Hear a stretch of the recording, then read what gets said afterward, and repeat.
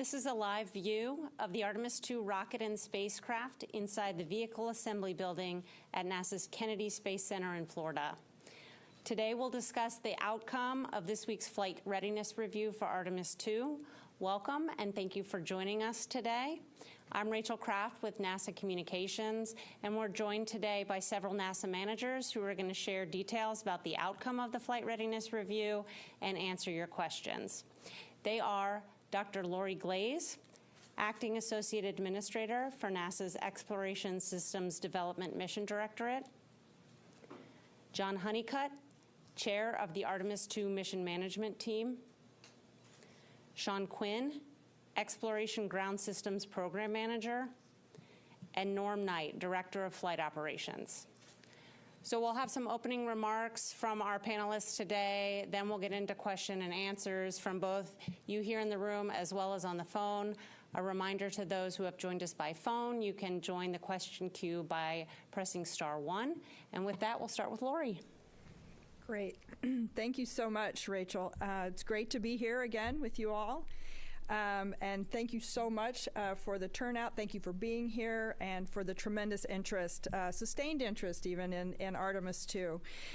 As Rachel said, we just completed, about a couple hours ago, we completed 2 days of discussions as part of our Artemis II Flight Readiness Review.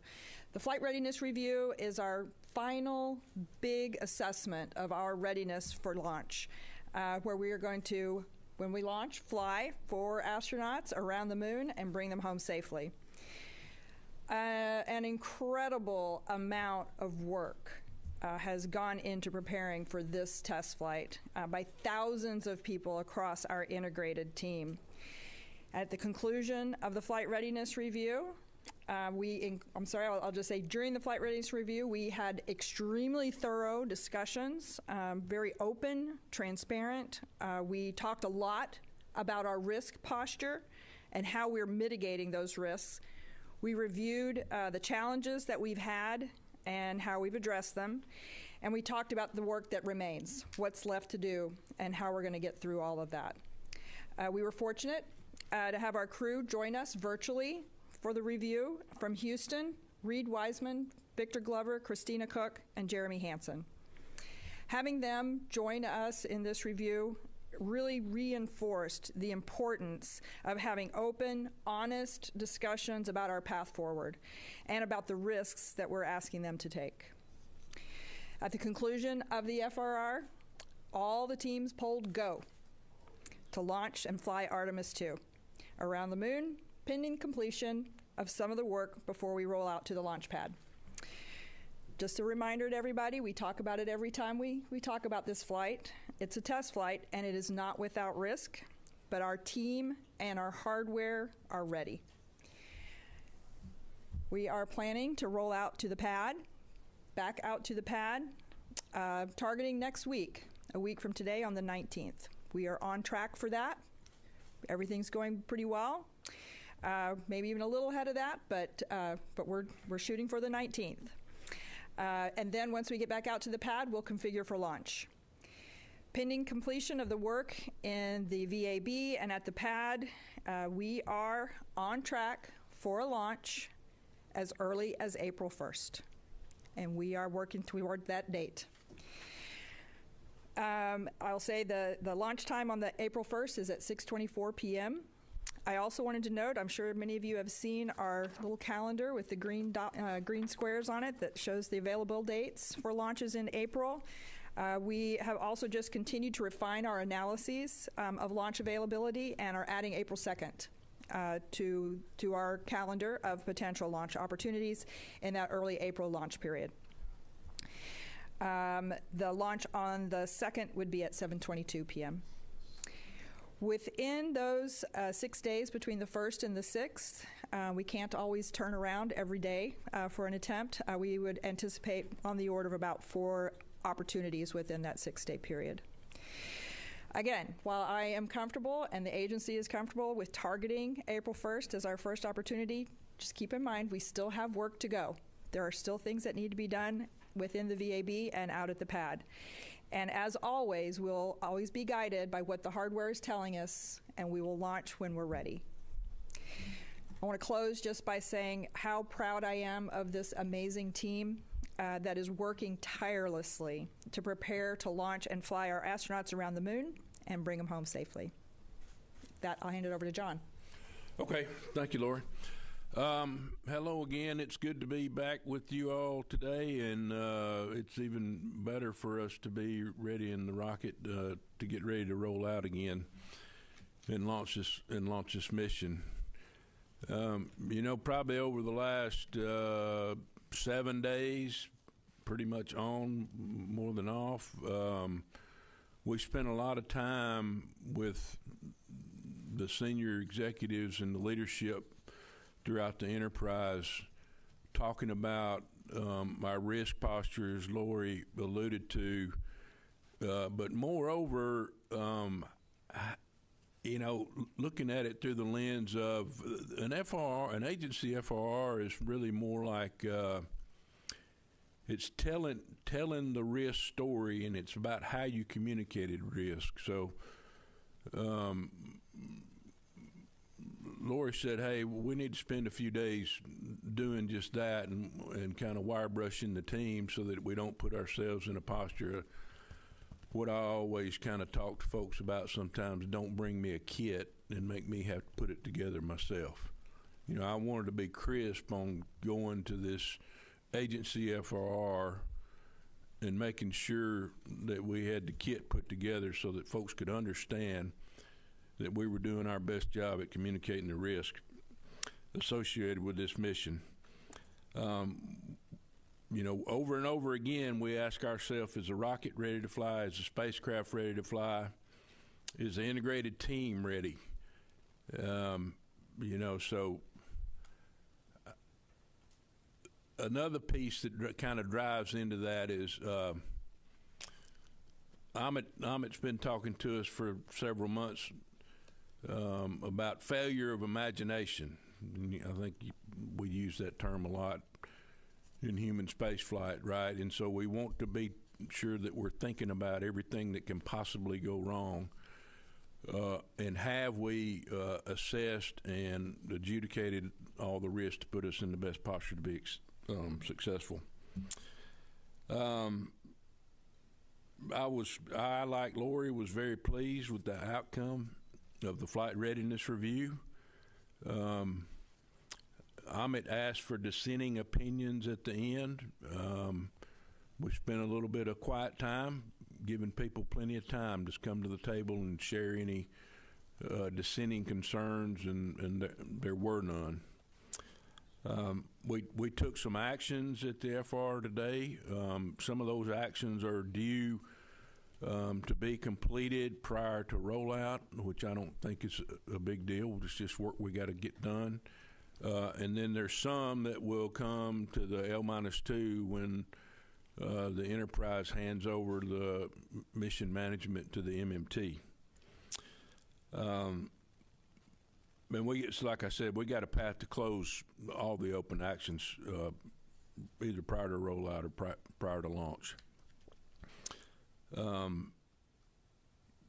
I spent a lot of time over the last probably 7 months putting teams together to go look at risk across all the individual elements of the enterprise and how they stack up, and then once I got that data put together by the teams, I put together another team to go assess all those integrated risks and how they interact with each other from a top-down perspective and a bottoms-up perspective. And I was really pleased to report, that we didn't find any new integrated risk interactions throughout that process. So just in closing, I'll say that, this is the first flight, like I've always said, of humans in over 50 years and to the moon, and that's certainly exciting.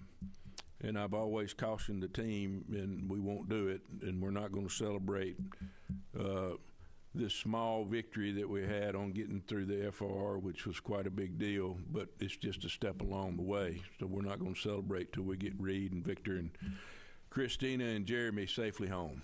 Thank you. I'll turn it over to Sean.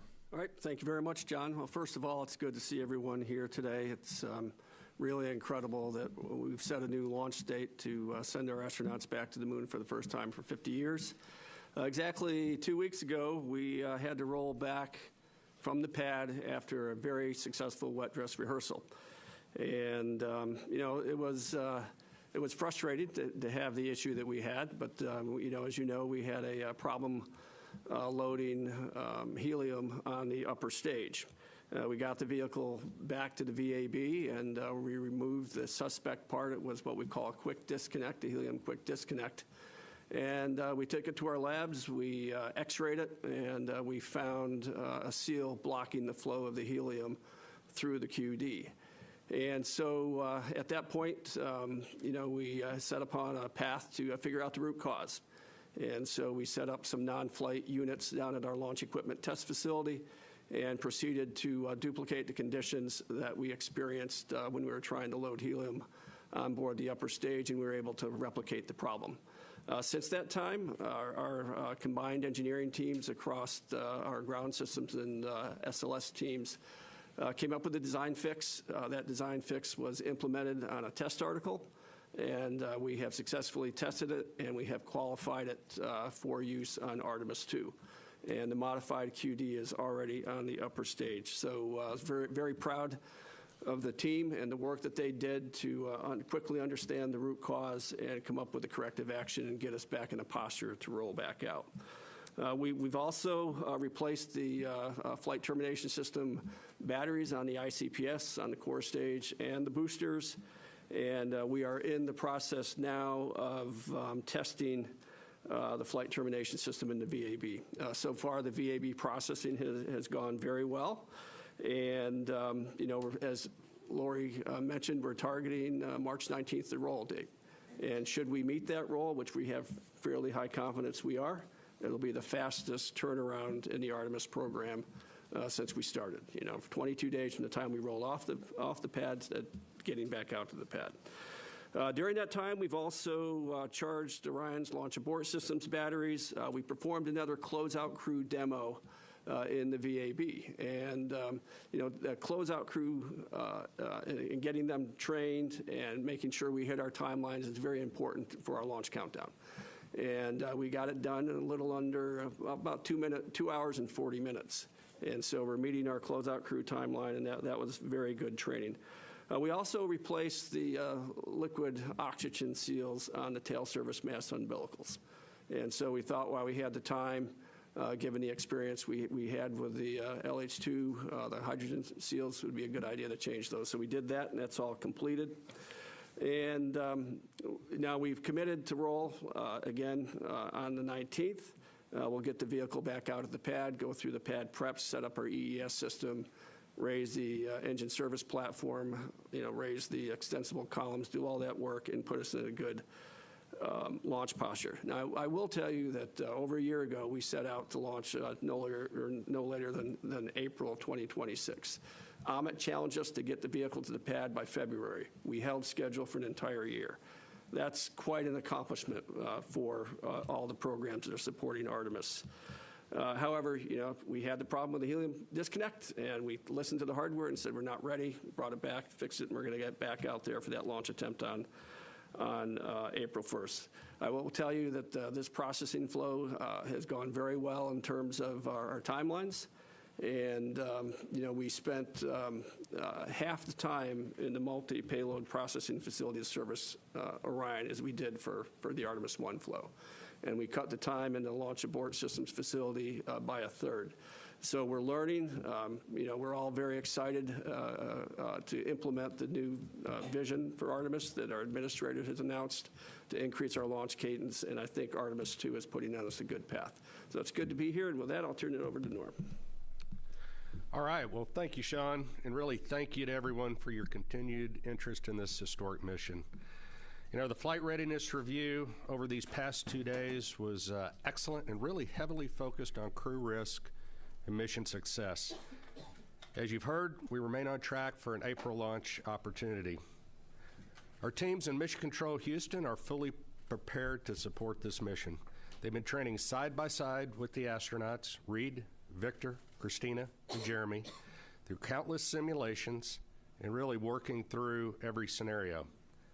The team is ready to support both the astronauts and the spacecraft systems through the journey around the moon to when they're reunited with their families after splashdown. I talked with Reed this morning, and the crew is in excellent shape and ready to fly. They've complete confidence in the ground team supporting them. They have built strong relationships with our flight controllers and the integrated teams over the course of their training flow. For an April 1st launch, the crew will begin pre-launch quarantine at about L-14 days, which is March 18th, and will then travel here to the Kennedy Space Center at L-5 days, which is March 27th. This is an exciting time for our entire flight operations team to fly humans around the moon for the first time in over 50 years, send them further than any humans since Apollo 13, and continue paving the road of human exploration to the moon and beyond. As always, our astronauts and their safety remain our top priority. With that, I'll hand it back to Rachel. All right, thank you. All right, we'll start taking some questions. We will start here in the room. If you're here in the room, please wait for the mic to come around. We'll also take some questions by phone. If you've joined us by phone, please remember to press *1 to get into the question queue. And with that, let's start over here. Marcia Dunn. Marcia Dunn, Associated Press. I'd like to hear a little bit more about how you fixed this helium. What caused the seal to block the flow of helium, and how do you redesign for that? And Laura, you mentioned April 2. Is that now a new date? Yes. And does that give us 6 tries at the beginning of? So you didn't remove one to? No. Perfect. Thank you. Got it. Yeah. So without trying to get overly complicated, so the quick disconnect between the upper stage and the ground umbilical, there are seals in there to hold that helium, in the pressure line. And one of the seals occasionally would get forced out of its location that it's supposed to be and block the flow through the quick disconnect itself. We actually ended up removing that seal and reinforcing another seal that would be less susceptible to that phenomenon. And so we'd have this buildup of high-pressure gas after we vented the helium bottles. That high-pressure gas forced that what we call this body seal out. And we redesigned a channel around another seal that also holds the pressure, a secondary seal, reinforced that. And we've tested it multiple times. We took that QD through some brutal tests to make sure it was going to work. And we feel pretty confident about it for Artemis II. Yep. And then if I can provide just an explicit answer to Marcia, because I was shaking my head in the room and just want to make sure everybody gets the answer, that yes, we have added the 2nd of April. That is a new date. Previously it had been excluded. We've done additional work, and now we've done enough analyses to believe that that is a viable date. So it's been added, and it is an add. We haven't taken any other dates away. We have 6 potential dates. Mm-hmm. Hey, Bill Harwood. Hi, Bill Harwood, CBS News. Since virtually all of you mentioned the risk analysis for this mission, the OIG last week put a report out that put the risk of lunar operations at 1 in 40 and the risk of lunar mission from start to finish at 1 in 40, or 1 in 30, I'm sorry. Is there a probabilistic risk assessment for Artemis II? What are the numbers? Since you're talking about assessing the risk, you've got to have some way to do that. So is there a number to put on this flight in terms of what you consider acceptable risk? Do you want to take that one, John? Yeah, so Bill, we've grappled with this overall number for a while. What I would say is we understand the risk associated with the individual components, the subsystems, and then the overall systems. I think I talked at the end of Artemis I relative to, new rockets. It's a 1 in 2 chance to make it, right? So I think we're looking at this kind of qualitatively, like, I've done a lot of thinking and a lot of reading about, okay, what does that mean for us for Artemis II? And there's a lot of variables there, right? And it really depends on how quickly you get back into flying. right? And so, one of the variables is we've got such a gap between Artemis I and Artemis II, and you don't have that cadence, kind of like we had in shuttle, where we fly sometimes 4 or 5 times a year, right? So Lori and I have talked about this a lot, and so the numbers would tell you just kind of qualitatively that, it's probably a 1 in 50 would be a good number if you were really getting after it and had a good cadence on a second or a third time. But with this gap that we got, it's probably not 1 in 50. It's probably not 1 in 2, but it's probably, like, and I'm quoting Lori on this, is and I believe it too. It's probably closer to 1 in 2. And that's. Well, that basically means we're probably not 1 in 50 on the mission going exactly like we want to, but we're probably not 1 in 2 like we were on the first flight. That's what I would tell you. I think we're being really careful not to really lay probabilistic numbers on the table for this mission, just given the small amount of data. You say anything you don't agree with there you want to add? I guess the one thing I would add is you asked specifically about the probabilistic risk assessment, and we do those. We have that. They're numbers. I think sometimes we get tricked into believing that those numbers are somehow really telling us something critically important. I think they're valuable. I think we can do things in a relative sense to measure what's more risky or less risky. But I agree with John that in this sense, I think as we're thinking this through, thinking about it as it's not the first flight, but we're also not in a regular cadence. So we definitely have significantly more risk than a mission, a flight system that's flying all the time. But I'm with him. I wouldn't actually put a number on it. I can break it down in terms of the mission phases, right? And I can tell you, when we got the most dynamic activities going on, like during ascent, and then when we're doing those burns, doing the perigee raise, and then we're doing the TLI burn, those are going to be the times that we're introducing the most risk into the whole mission. There's a lot of times where we're steady state and we're going to be feeling pretty good about what's going on in the mission. But at the end of the day, we want to accomplish as many goals as that we've laid out for ourselves in the mission. But the main thing that I want to do is I want to hit that damn entry interface right down the middle and make sure that I'm bringing the crew home safely. Okay. Let's go second row, Will Robinson-Smith. Hi, excuse me, Will Robinson-Smith with Spaceflight Now. Thanks for taking the time to talk with us. Maybe just to clarify this, just to make sure that at least I'm fully understanding what you're saying. So the 1 and 2, is that essentially to say that there's a coin flip in the mission going fully successfully as architected? And then just secondarily, a quick follow-up.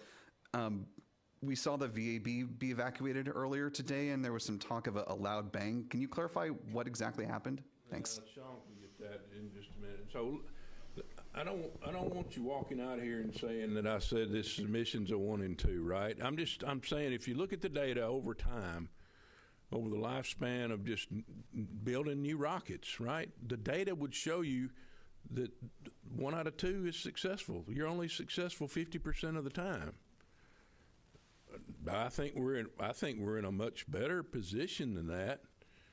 And the only way that I can put us in a better place than the 1 and 2 is do what we've done, right? Uncover all the risk and make sure we've done everything to buy down risk, give us options to work through challenges that we've got. And then at the end of the day, it's going to be what it's going to be. Now, I'm not being flippant about that, because these teams have, the individuals are ready to go fly. We have spent a lot of time working through our processes on the ground and for in space and for landing and recovery. Teams are well practiced. There's probably not many scenarios that if things go fairly nominal that we don't understand. Norm and I talk about it a lot, where we know we're going to get a curveball thrown at us, and so then we just got to weigh our options and assess the risk at that point in time, and then we'll keep moving on. Okay.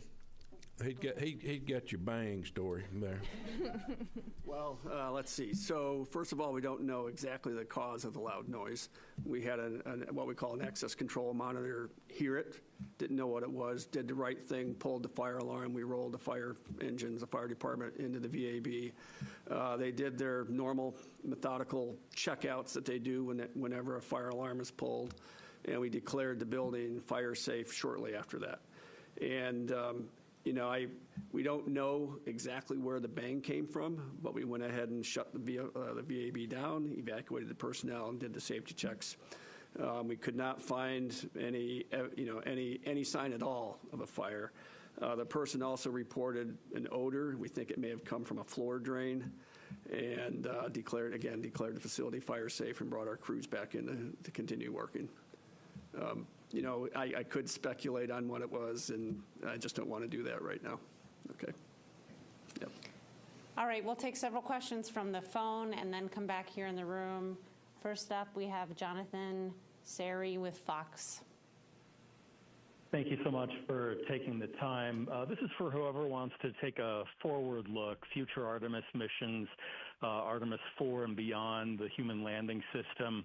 The OIG report raises concerns over the elevator in the Starship HLS being the only way for astronauts to move between the surface and the crew compartment.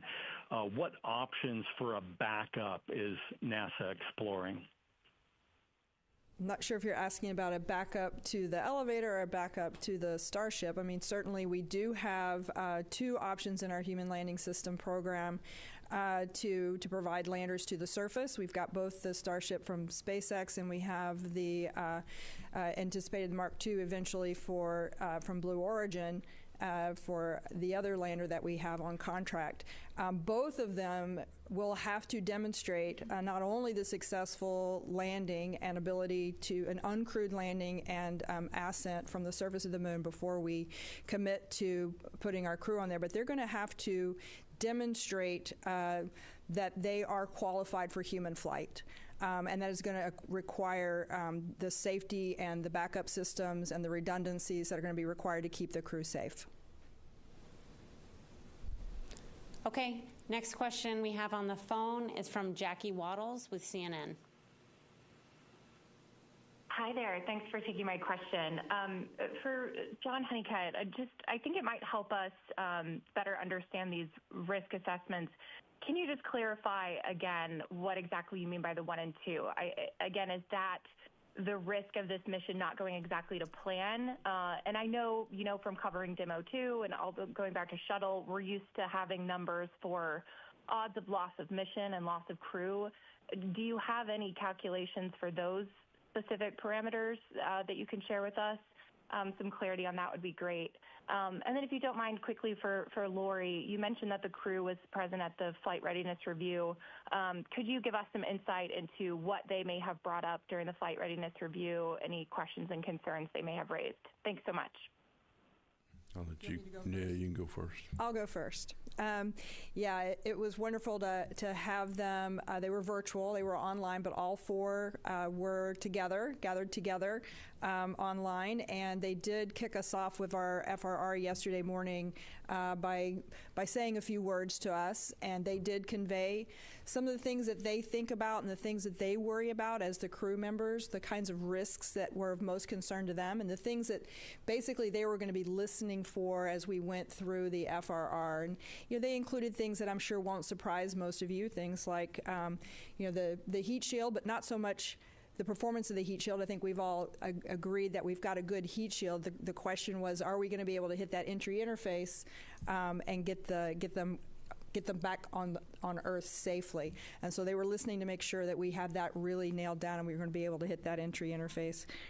Understanding communications challenges and making sure that they'll be able to maintain communication with Earth. And that's one of the things they were looking at, those risks, the environmental control and life support systems, power systems, things like that, the things that could cause some challenges to them while they're in flight. So we really appreciated them sharing their thoughts with us. I will also share, I think one of the things that they mentioned was, we've spent the last 25 years in low Earth orbit, and they wanted us to make sure that we all recognize as the board members that this mission is different. We are going well beyond low Earth orbit. We're going out to the moon, and we can't always rely on our experience in low Earth orbit when we're taking this kind of a mission. All right, let me make another run at this. I've had a little bit of time to think again. All right, so on the 1 and 2, all I'm saying is when you don't have a lot of data to pick from and you want to go generate a probabilistic number, the way I got the 1 and 2 is to just go look at the rockets that flew their first mission, right? How many of them were successful? It's about 1 and 2, right? And so people, I don't want people to take that as being that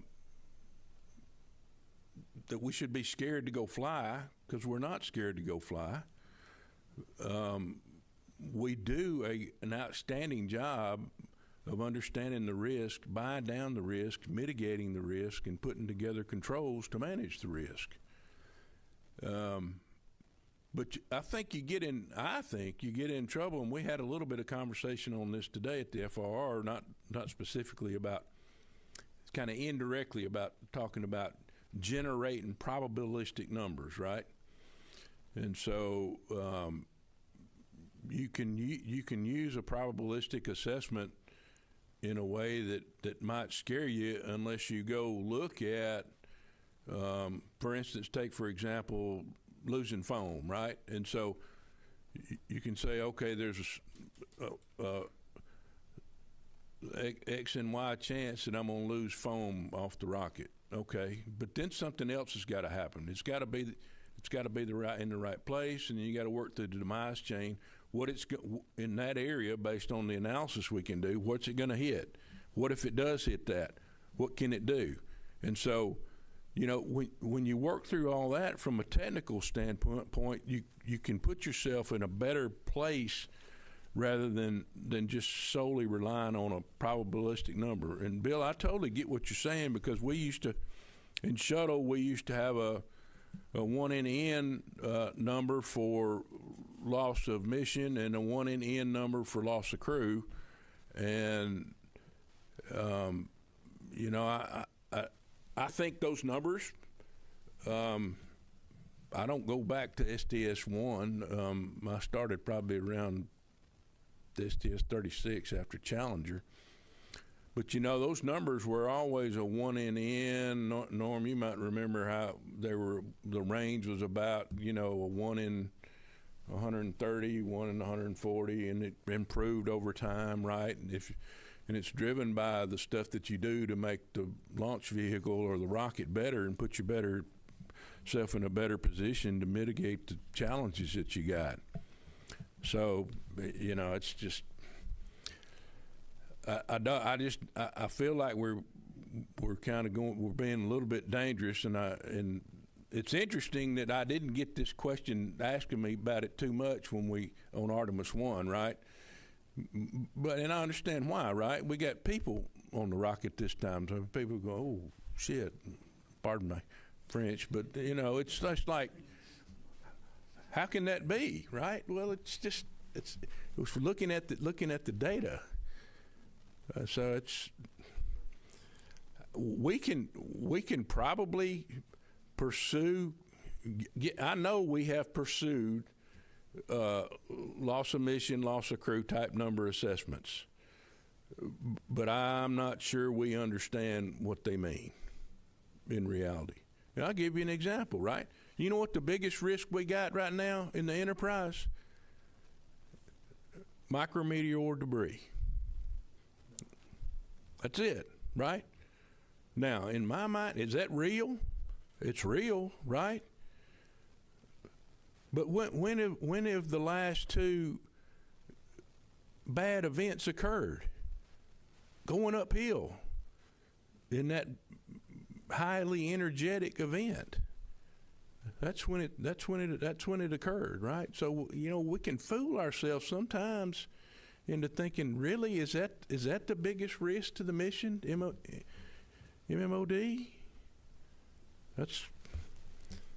Well, this will make for some good reading over the next few days. Okay. We'll take another from the phone from Josh Dinner with Space.com. Hi, thanks so much for doing this. You've talked in the past about the stress rollout can have on SLS, and I didn't hear a mention of another wet dress rehearsal.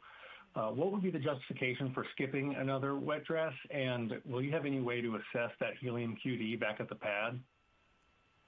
So I'll take the first part of that as far as the wet dress. And we've had a lot of discussion about this. Every time we tank the vehicle, it takes a little bit of the life out of those tanks. And so we certainly want to test and always make sure that everything's working. But, you know, we've now done a couple wet dress rehearsals. We've exercised the team. We've exercised the hardware. And I'll just tell you, from my perspective, when we tank the vehicle the very next time, I would like it to be on a day that we could actually launch. I would like to do it on launch day, and if we are able to successfully fully tank the vehicle, I want to be able to pull go to launch. So that's where we are at this point. And, you know, we don't want to give up any of the days in our April launch window for a wet dress rehearsal. And as far as testing the QD at the pad, well, we've already tested the new QD in the VAB as part of our pre-launch checkouts. We do pressurize the helium bottles, and we exercise the helium system on the upper stage. So we've already verified that the new QD is working in the VAB already. We'll take one more question from the phone, and then we'll come back here in the room. Next up, we have Katrina Miller from the New York Times. Hi, thanks so much. I was curious, for anyone who wants to answer, can you go into a little bit of the specifics on what work needs to be completed prior to the rollout and then prior to the launch to be ready to launch April 1st? Thank you. No, I've got it. I think I can talk about a little bit about the things that I'm looking forward to seeing over the next weeks to come. One of the things that we got to get worked out is we found a little bit of got some interesting data on some of the thrust vector control actuators that are in fabrication up at Moog right now for Artemis II. So we got to go figure out kind of what that means to this mission. I don't think it's a big deal, but it's just doing the analytical work to close it out and make sure that the little bit of an issue they're seeing up on the actuators for Artemis III doesn't indict the Artemis II actuators, which are shuttle heritage, right? So we had two sets of actuators. We used one on Artemis I. We're using the second group on Artemis III, and then all the subsequent ones are going to be new. Our inertial navigation and control assembly on Artemis II, ULA ran into a little bit of a problem, and they solved it by doing a good burn-in with the Inca. On one of the channels, they were experiencing some issue. I'm not sure I can communicate what the issue was. It was basically they recommended we do a good burn-in on the Inca, and Sean's teams, we've already started that, and so we got a good plan to get that closed out. And then Sean can share more on this one, but he's been working. Y'all have heard about the comm problems that we've had off and on through throughout our wet dress rehearsals, and his team's off working. They've done an outstanding job at buying down risk relative to that. So those are kind of the three big ones on my radar. He can talk to you about his kind of standard work. I don't view the standard work as a big deal, and he can talk about his schedule. So over to you, Sean. Yeah, so really, like I said earlier, the work in the VAB is going very well. We're actually slightly ahead of schedule. What's remaining really is the what we call the flight termination system end-to-end checkouts. And we'll do those over the next several days, and then we'll do what we call close up the volumes. We will remove excess platforms from the LVSA area and from the core stage and the left and right-hand solid rocket boosters, and get the doors locked up and ready to roll. So there's not a whole lot of work left in the VAB, fortunately. That's pretty much it. So we're close. Okay, we'll come back here in the room. We'll go on this side. Let's start here with the black shirt. Thank you. Manuel Masanti from Exploración Espacial. Two quick questions. First one for the panel. The OIG report says that NASA is tracking like a risk with one of the cryogenic technologies that SpaceX is using for the HLS, but it doesn't mention which one. Can you elaborate which technology is NASA tracking, which is not going to be mature enough for Artemis II? In this case, it will be Artemis IV. And then maybe for Lori, what would be the status of the gateway, given the new architecture? Is the lunar base the new gateway? Let me take those separately. In your first question, I'm going to say we'll have to get back to you. I would have to go back and read the details of what's in the OIG report to understand what exactly there, and I don't want to speculate on that particular question. On the second question, the new direction that the administrator put forward a couple weeks ago, that is very focused on the transportation systems in the near term. It's focused on standardizing our transportation to and from the moon. There's nothing in there that says anything about what is anticipated for any other parts of our program. We continue to execute on the other parts of our program. Okay. Let's go here to Ken.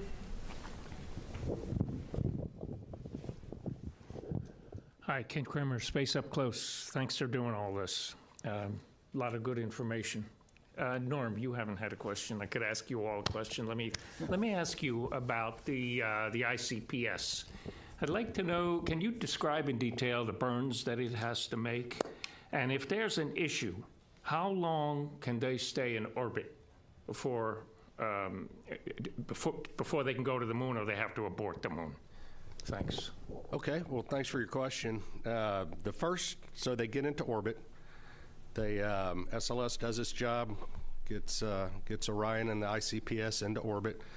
So the first big burn that they're going to do is an apogee raised burn, and that is one that puts our apogee way out there, about 3,000 kilometers, give or take. That's what ICPS provides. After that, ICPS will separate, and they'll do a we call it a prox demo, proximity demo.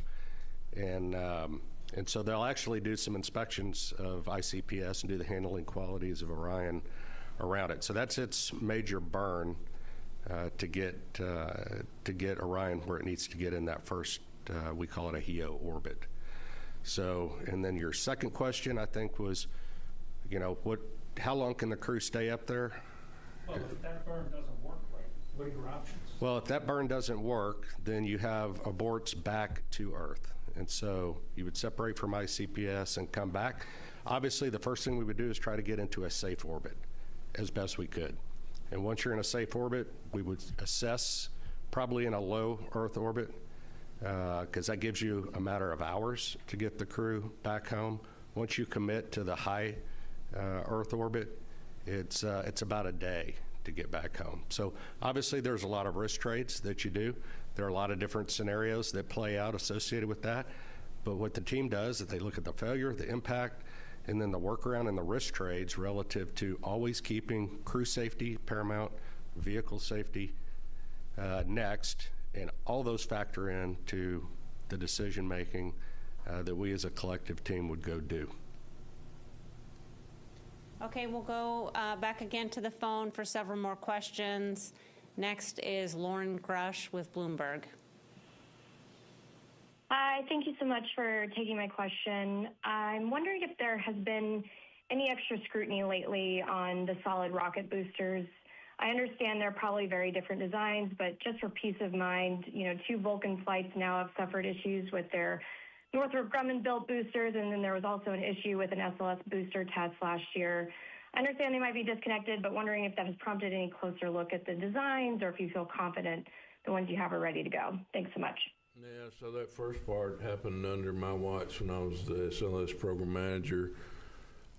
Yes, and the one, the ground test failure it's a totally different design, and the Northrop Grumman team and the NASA booster team did the due diligence to clear that work, and there was nothing there to indict the booster that we're flying today. And the same thing for the booster that was on the Vulcan. We went through the same activity and cleared it both, so it doesn't indict it. And there's been, I know we talked about it at some point in time along the way, especially right after the one on the Vulcan had its issue, and the team closed that action out, and it did not come up in Lori's FR or the agency FR. Our next question is from Denise Chow with NBC. Hi, thanks very much. I was wondering if you guys have any details on launch opportunities beyond April in case those are needed. So my answer to that is we are focused on April. I've said in the past that, yes, there are opportunities in other months, but right now we are solely focused on April. We'll take another question from the phone. This is from Paul Brinkman with Aerospace America. Yes, thanks for taking my question. I'm just trying to go back to the hydrogen and helium issues. There were problems with leaks in Artemis I. We did hear that there were fixes made to kind of make sure that that wouldn't be a problem again. Then there were similar problems with Artemis II. I'm just wondering, does NASA feel like it has a really firm grasp on why these leaks occur on the launch pad now? And what is being done to make sure that Artemis III doesn't start off with the same problem? Yeah, so I feel like right now we're in a better place than we have been since we started this endeavor. And the team's got an extensive fault tree, and I think they're looking in the right areas. There's quite a bit of evidence that says that those Teflon seals that are used in that area, if they're assembled for some length of time, and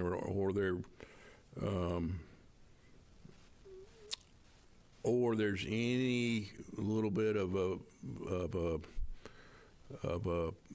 flaw in them, or they don't fit exactly right. In other words, it's, you need to cherry pick the seal. But I think the key thing that they're starting to hone in on is, in talking back with the supplier and then doing the investigative work themselves, is we assemble that interface in the VAB, and it sits there assembled like that for quite some time before we roll out, right? And so I think there's some good evidence that's leaning towards that material can flow and set, and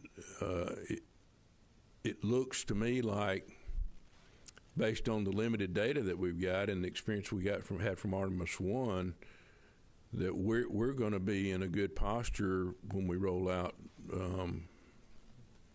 this next time. And I think that's, as Lori alluded to, we don't feel like we need another wet dress, and this is one of those opportunities where I think we need to be.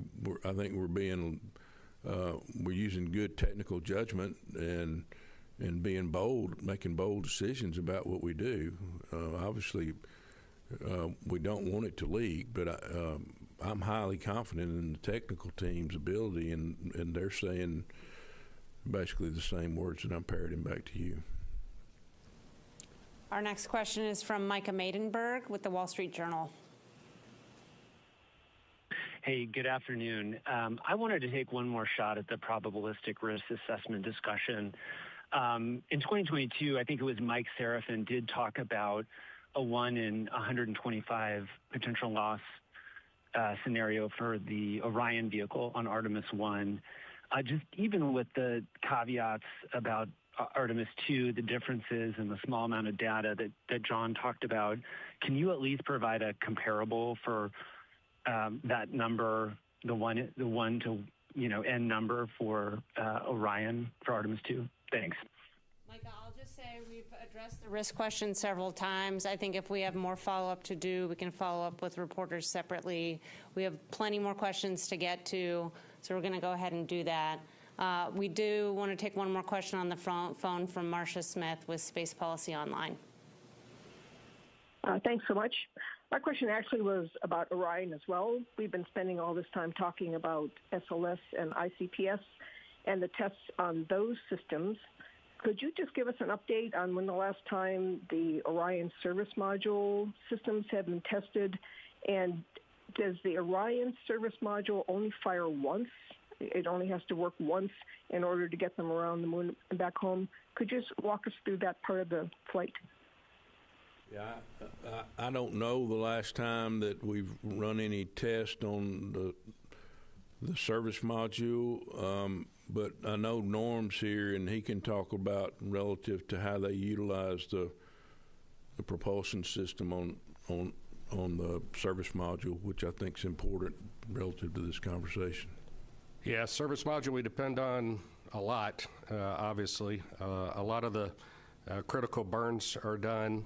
TLI is done with the service module through the OMS engines. We have a series of jets on there as well. So it's critical to the mission, and we use it until the very last day when we jettison it and Orion comes home.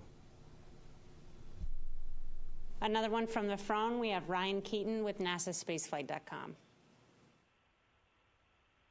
Thanks very much for your time. I just want to make sure I understand this correctly. You said you're not going to be doing another wet dress rehearsal. I'm just wondering if you're going to be doing any tanking at all, like a partial tanking test or an integrity test, or are you absolutely set that the first time you're going to tank this rocket from now on is going to be for a launch attempt and there are no other scenarios? Thank you. Appreciate the question. Yeah, we've done a lot of talking about this and what kind of testing might be beneficial. And at this point, we've demonstrated that the seals that we have are the best seals we've ever seen on the SLS and at this QD. And so, in our opinion, there's not a lot more to be gained from that. So we are, as I indicated previously, the next time we tank the vehicle will be when we're attempting to launch. Our next question is from Nicole Mortellaro from the Canadian Broadcasting Corporation. Hi, Lori, this is for you. I know that you mentioned that you're focused on April with launch attempts, but is there any way we can get an update, like just for May? Because for media, it's very difficult to get any hotel rooms or anything like that booked. So is there any way we'll have an updated calendar? I understand, and I hear you. As I said, right now we are very focused on April. If it starts to look like that could be a challenge, we'll reconsider, but at this point we're very focused on April. All right, we'll come back into the room here in the blue. Zach Covey, Spectrum News. I wanted to ask either Sean or John this question. You guys, last time we had the flight readiness review, we were talking about repetition of your crews. If there was a reason that the VAB had to come back into use and the rocket had to go back, you wanted your crews to continue to practice. Can you go a little bit in on how the past couple of weeks have been for both of your crews to get ready to this point? Well, I will tell you that we've had a lot of work to do coming back from the VAB, so our crews have been very busy with reopening the vehicle volumes to do the flight termination systems work. I mentioned earlier today that we had the time to do another closeout crew demo in the VAB. We took advantage of that opportunity to make sure that we were able to execute to our timelines and keep our closeout crew sharp and ready to go on launch day. And, if we had a more extended time in the VAB, we probably would have done some more launch team training simulations. We really didn't have the time to do that, and we don't really think we needed to do that given the short VAB turnaround time that we had this time, that we expect to have.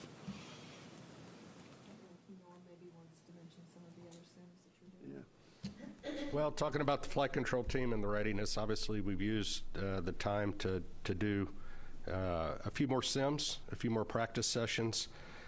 We've done, I think, over this whole journey for Artemis II, about 126 days worth of simulations, both standalone with the crew, with the flight control team, with the integrated engineering teams as well, with the mission management teams. And so we've not only focused on specific training, but full integrated training. So we're still taking advantage of that. Since February, we continue to hone the teams. The teams are working very well together, and at the end of the day, I am fully confident that if we have any problems, it's the integrated team that's going to pull us through. And that means the crew and the ground teams working together as one in support of the mission. So we use this time wisely, and we hope it all goes nominal, but if it doesn't, you got the best teams on and off the planet to take care of any problems. And we have time for one final question. We'll take that from the phone. That will be Christopher Mick with the Hudson Star Observer. Thank you very much. I believe this would be for Mr. Honeycutt. I understand the procedure with the timeline, and there's not going to be a tanking test due to the life of the booster. Would there be any consideration with the kind of stress of the rollout back to the pad and maybe changing out those LH2 seals before the first launch attempt, or is that just not going to be part of the procedure? That's not going to be part of the procedure. All right. And with that, we'll go ahead and conclude today. Thank you very much to our participants for participating today. You can stay tuned for further updates on nasa.gov, and we're going to go ahead and pop up the specific URL where you can find that information about our progress, nasa.gov/Artemis. Thank you all for joining us today.